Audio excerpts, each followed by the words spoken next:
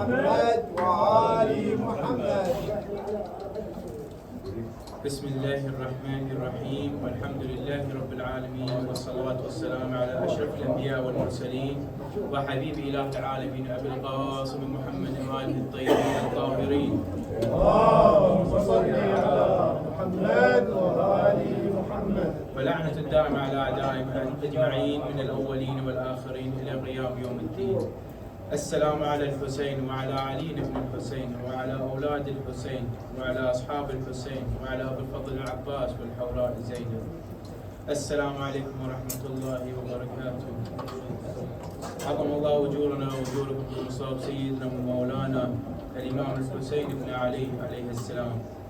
I dag kommer dagens tale til at omhandle om adab al-tariq, som på dansk betyder at færdes med respekt på vejen. Når vi betragter islam, ser vi en religion, der ikke kun fokuserer på de rituelle handlinger, måske såsom bøn, eller når man faster osv. Islam er en komplet livsstil. Det er en religion, der har vejledt mennesket i alle livets aspekter og givet os retningslinjer for hvordan vi skal agere i enhver situation. Blandt de smukkeste og mest praktiske aspekter af denne religion lærer os vejen af etikette. Og for dem, som ikke ved, hvad det betyder, så betyder etikette et regelsæt for god opførsel og omgangsform i samfundet. Og det har en tæt forbindelse til begrebet etik, der omhandler om, hvordan vi bør leve og handle. Vejen, gaden og det offentlige rum er nemlig ikke blot asfalt og fliser. Det er stedet, hvor samfundet mødes. Det er her, vores vej krydser med den fremmede, den fattige, den ældre, barnet osv.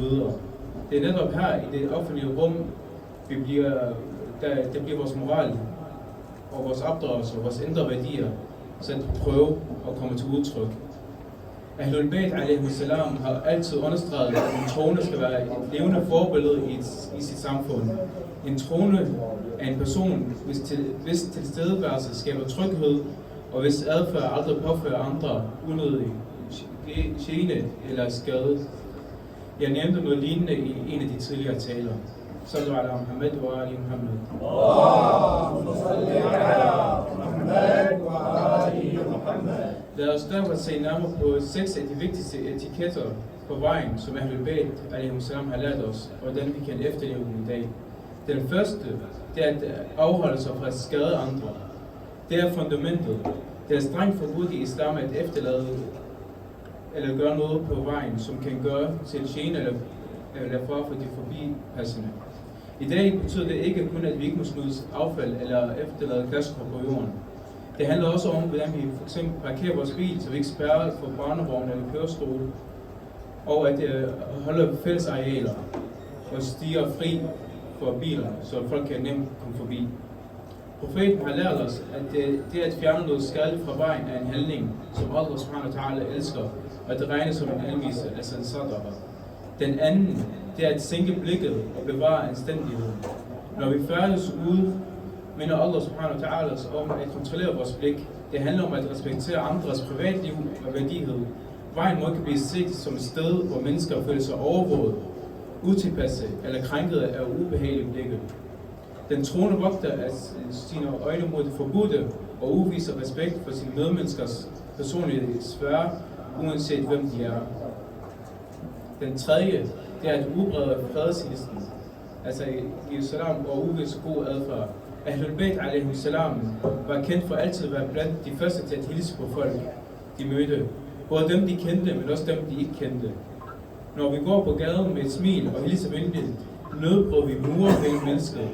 Et venligt ansigt og et simpelt godmorgen, eller når vi hilser på muslimer og siger salam alaikum, spreder det tryghed, varme og samhørighed i et samfund, som ofte kan virke travlt og distanceret.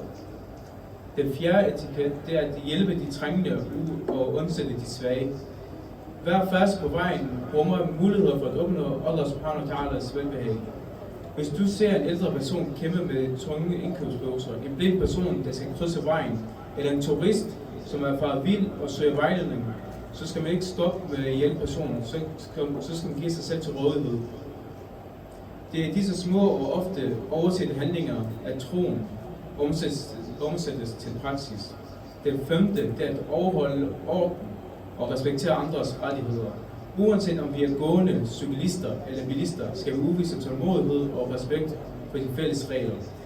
Egoisme hører ikke til på vejen. At overholde fællesreglerne, eller færdselsreglerne, vise hensyn, holde tilbage for andre og ikke mase sig frem er en direkte afspejling af den gode moral og retfærdighedssans, som islam lærer os.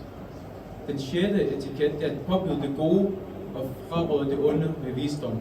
Hvis vi ser uretfærdighed eller dårlig opførsel i det offentlige rum, skal vi reagere, men det skal være med visdom, vildhed og respekt. En troende ydmyger ikke mennesker og udstiller dem ikke offentligt. Vores vejledning skal være båret af oprigtighed, kærlighed til det gode og ønsker om at hjælpe. Når vi taler med venlighed og respekt bygger vi mennesker op i stedet for at drive dem ned. Og det eksempel kan vi så se tilbage, da jeg snakker om Hassan a.s., da den her syre kom. Og som afslutning og konklusion, så vil jeg bare sige, at vi skal huske, at vejen ikke blot er en strækning mellem A og B. Vejen er virkelig en spirituel arena. Det er et sted, hvor vores tro prøves i praksis hver eneste dag. Hvert godt ord, hver hjælpende hånd, vi rækker frem, og enhver irritation eller skade, vi formår at skåne andre for, er en form for tilbedelse, altså en form for ibadah, som bringer os nærmere på Allah subhanahu wa ta'ala. Vi beder Allah subhanahu wa ta'ala, den almægtige, om at give os styrken og successen til at følge i fodsporene på vores elskede profet Muhammad sallallahu alaihi wa sallam og Ahlul Bayt alaihi salam. Må han rense vores hjerter og berige os med den smukkeste moral og gøre os til nøgler til det gode og en kilde til gavn og glæde for alle de mennesker, vi møder på vores vej. Walhamdulillahi rabbil alamin wa salatu wa salam ala ashraf al-anbiya wal mursalin وحبيب إله العالمين أبي القاسم محمد وآله الطيبين الطاهرين.